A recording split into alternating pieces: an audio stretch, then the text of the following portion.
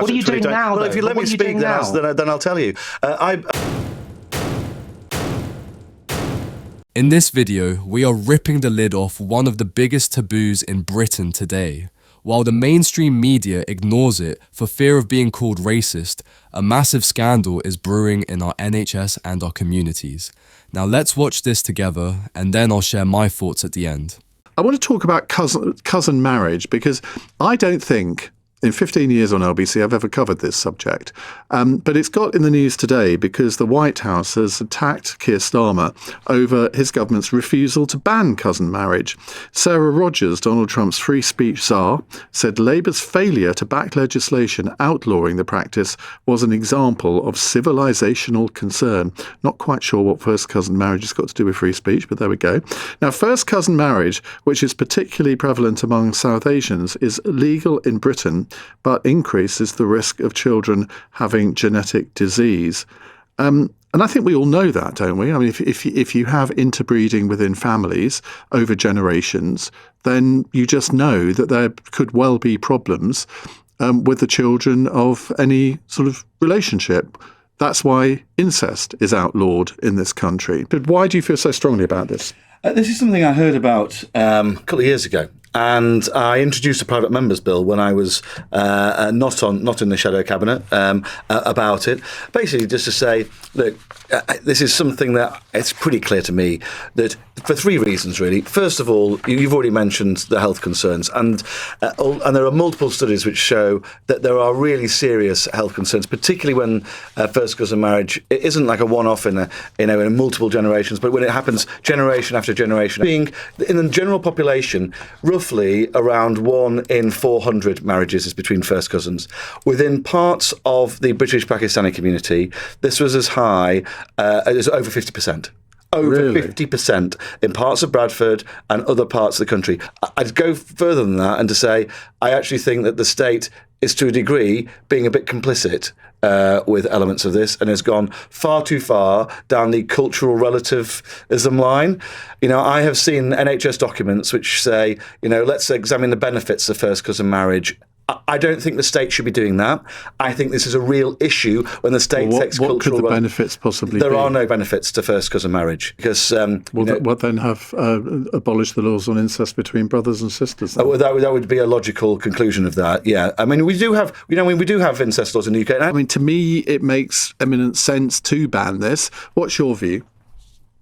Well, I don't think it should be banned. And the reason I don't think it should be banned is because it affects a very small proportion of people. My understanding is that it only affects 1% of the population, not 99%. And I think that the fundamental thing for us is to make sure that we preserve... Well, I haven't seen the statistics, but I think the important thing is that we live in a democracy.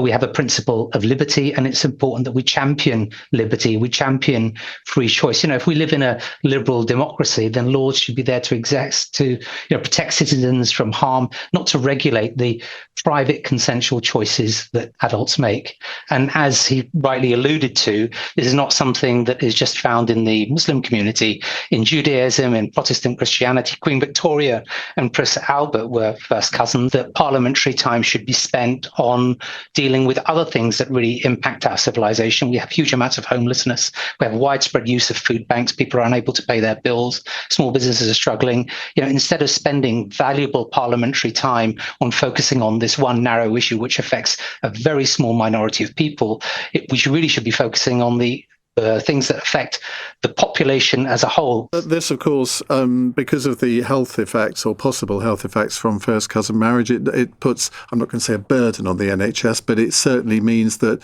and I've got the statistics here, that people who are born through first marriages are more likely to need the NHS services because of the health defects. Defects in people who are born through first marriages are about double that of children whose parents are unrelated. 6% versus 3%. I mean, you have to. I mean, that's from the Born in Bradford study. So, I mean, I would say that's quite a serious discrepancy. If we're talking about banning things that affect children that are born, what about alcohol? What about drugs? What about those other things? I'm sorry, but that's just whataboutery. What we're talking about here, and you would presumably agree with me that children should not be born through brothers and sisters. Incest is against the law in this country. Right. I mean, this is not quite so serious, but we know that it's to a degree it is a serious issue. So why wouldn't any responsible government try to address this? I've got no issue with the people criticising Queen Victoria and Prince Albert. They got married almost 200 years ago. I don't want to live in a society which has the sort of same mores as we had 200 years ago. We also put gay people in prison 200 years ago, right? I think it's ridiculous. I think it's a bizarre argument that to go down on. And I would ask. Hang on, let me finish, Mr. Holden. I would ask Mr. Holden to spend time on having private members' bills that address homelessness, that address the widespread use of food banks, the fact that people are unable to pay their bills, the fact that we have an economy that is broken because of the last government. So, I mean, I think really his time should be spent on focusing on the issues that affect real people. That's what a civilized society does. What a civilized society doesn't do is have incest and first cousin marriage causing huge amounts of marriage. But I think that there are if you don't, then why should we have it here then?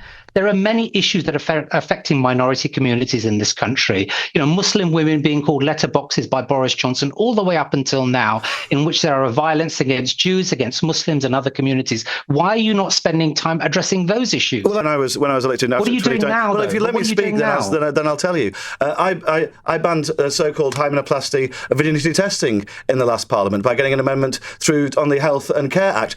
Now, Khalil will say that's an issue. Wait, let me speak, Khalil. That's an issue that only Khalil, would you please respect the rules of debate? That's an issue, Khalil would say, which only affects a tiny number of people in this country. And he'd be absolutely right. But it's an abhorrent thing that should never have happened in this country. And so are the issues around first cousin marriage, where you're seeing women forced into these relationships, where you're seeing communities cut off from the rest of our society, and when you're seeing clan structures basically brought into this country. I think it's outrageous. I think we need to put a stop to it. I think it's really important that we don't focus just on this narrow issue and the focus against Well, you've made that point repeatedly, and I'm getting rather bored with hearing it. Thank you very much, Khalil. Thank you. That's Khalil Yusuf from the Ahmadiyya Muslim community. I have to say, Iain Dale has the patience of a saint. Did you hear that defence? Queen Victoria did it 200 years ago, so we should do it now. That is the most ridiculous argument I've ever heard. We didn't have antibiotics or electricity 200 years ago either. Should we get rid of those too? But notice the tactic. And this is what you need to watch out for. When you point out a specific cultural problem that is causing suffering to children, they scream, "What about food banks? What about the economy?" It is a total deflection. The reality is, as Richard Holden said, the NHS funded by your taxes has been caught examining the benefits of this practice because the establishment is terrified of offending specific communities. It creates a clan mentality, it traps women, and it damages children. A civilized society does not tolerate this, but I want to know what you think. Is it time to treat first cousin marriage exactly the same as incest under the law? Let me know in the comments. If you want to see more videos like this, hit the like and subscribe button, and don't forget to ring the notification bell so you don't miss a thing. Thanks for watching.